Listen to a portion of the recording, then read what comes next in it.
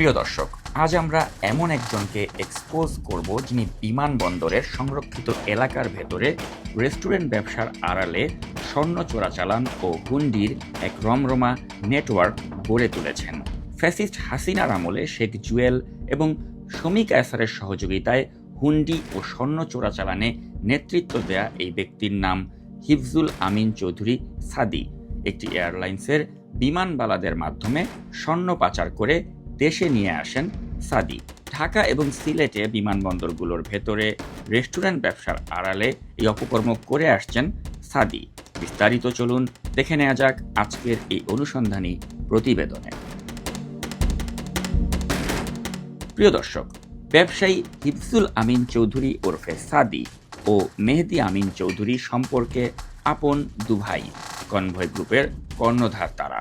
তাদের মালিকানায় hotel, restaurant, ঠিকাদারি প্রতিষ্ঠান ও ট্রাভেল এজেন্সি সহ 14টি প্রতিষ্ঠানের 53টি ব্যাংক অ্যাকাউন্টে 445 কোটি 79 লাখ টাকার লেনদেন হয়েছে।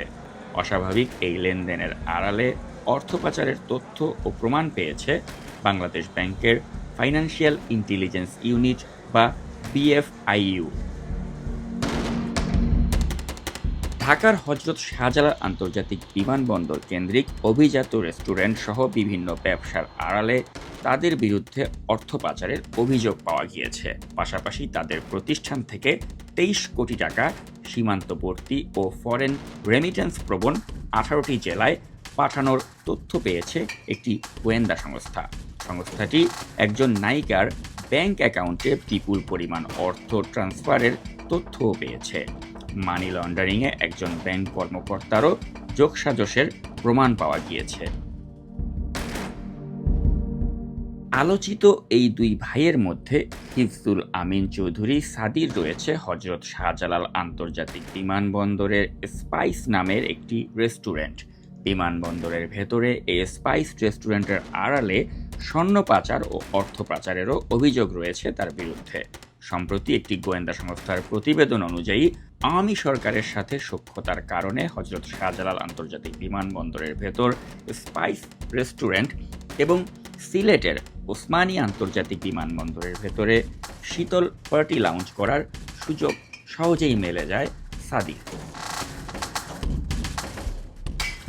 শেখ জুয়েল এবং শমী কায়সারের হস্তক্ষেপে বিনা টেন্ডারে বাংলাদেশ বিমানের বলাকা এবং মসলিনের নিয়ন্ত্রণ তুলে দেওয়া হয় সাদির হাতে।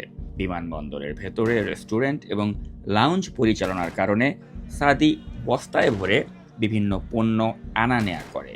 ওইসব পণ্যের আড়ালে আনা হয় স্বর্ণ। বিমানবন্দরে ঘুষের বিনিময়ে কিছু নিরাপত্তা কর্মীদেরকে দলে ভিড়িয়ে নিজস্ব সিন্ডিকেট গড়ে তুলেছেন সাদি, যার ফলে বিমানবন্দর থেকে কিছু বের করলে বা কিছু প্রবেশ করলে খুব সহজেই সেটা করতে পারে সাদি এবং সাদির সিন্ডিকেট। বিদেশ থেকে স্বর্ণ আনার জন্য সাদির আবার একদমই রয়েছে নিজস্ব একটা সিন্ডিকেট। ছবিতে আপনারা যে নারীদেরকে দেখতে পাচ্ছেন তাদের নাম খাদিজা সন্ধ্যা, জান্নাত ফাহমিদা এবং রাবেয়া রবি। তারা সৌদিয়া এয়ারলাইন্সে এয়ার হোস্টেস হিসেবে কর্মরত। হিফজুল আমিন চৌধুরী সাদি এই তিনজনকে দিয়ে বিদেশ থেকে স্বর্ণ পাচার এবং দেশ থেকে হুন্ডির টাকা পাচার করিয়ে আসছে। সাদি এই তিনজনকে বিভিন্ন মহলে সাপ্লাইও দিয়ে থাকে এবং এদের সাথে তার অনৈতিক সম্পর্কও রয়েছে। বিভিন্ন টেন্ডার এবং কাজ পেতে তিনি সন্ধ্যা, জান্নাত এবং রাবেয়া নামের এই সুন্দরী নারীদেরকে ব্যবহার করে আসছেন এবং বিভিন্ন দপ্তরের এবং বিভিন্ন লীগের নেতাদের কাছেও তিনি তাদেরকে পাঠাতেন বলে আমাদের কাছে তথ্য এসেছে। চোরাচালান এবং অর্থ পাচারে জড়িত সাদি নিজেও চরম বাজে প্রকৃতির একজন মানুষ। বিভিন্ন নারীর সাথে তার রয়েছে অনৈতিক সম্পর্ক। ছবিতে আপনারা রিয়া নামের যেই নারীকে দেখতে পাচ্ছেন তার সাথেও তার রয়েছে অবৈধ সম্পর্ক। ঘরে স্ত্রী এবং সন্তান রেখেও রিয়া ছাড়াও একাধিক নারীর সাথে অবৈধ সম্পর্ক রয়েছে সাদির। এদিকে নিজের স্বামী ও সন্তানদের ধোঁকা দিয়ে রিয়া তার পরকীয়া প্রেমিক সাদির সাথে ঘন ঘন ঢাকার কসমো লাউঞ্জে গিয়ে কফি আড্ডায় মেতে ওঠে। কফির পাশাপাশি সেখানে চলে সিসাও।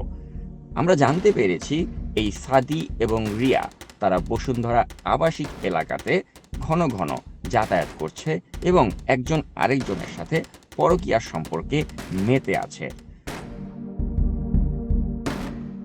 হিফজুল আমিন চৌধুরী রেস্টুরেন্ট ব্যবসার আড়ালে স্বর্ণ ও অর্থ পাচার ছাড়াও কনভয় গ্রুপের বিভিন্ন প্রতিষ্ঠানের অর্থ লোপাট করে ব্যক্তিগত অ্যাকাউন্টে ট্রান্সফার, অস্বাভাবিক লেনদেন, কনস্ট্রাকশন ও রিয়েল এস্টেট ব্যবসা প্রতিষ্ঠানের হিসাবেরও অর্থ সরিয়েছেন। করফাকি ও মানি লন্ডারিংয়ের অভিযোগ রয়েছে তার বিরুদ্ধে। ইগল সার্ভিস নামে ফুড ক্যাটারিং ব্যবসার আড়ালে কোটি কোটি টাকা পাচার করেছেন।